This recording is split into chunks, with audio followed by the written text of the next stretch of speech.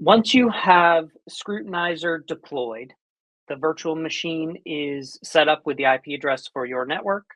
There's a few things that we're going to want to do with the system now that we are logged in for the first time. So the first step with a fresh Scrutinizer deployment is going to be applying a new license key. So what we'll need to do is once you're logged in, we'll navigate to the administrative page. We're going to go under Plixer and Scrutinizer licensing. From the licensing page, what you'll need to do is take the machine ID and send that to Plixer's support, where we will generate a new license key for you.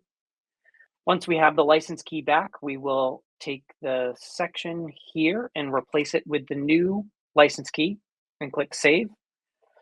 This process is going to restart the collector service. That's okay. Once the page comes back, we'll see we are licensed for Plixer One Enterprise. We have a valid license key. We have the length of time that our license key is going to expire. It's like 156 days.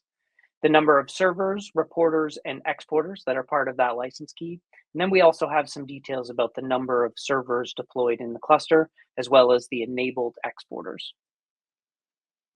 So now that the system is licensed, we're going to want to go through the initial configuration steps inside of Scrutinizer.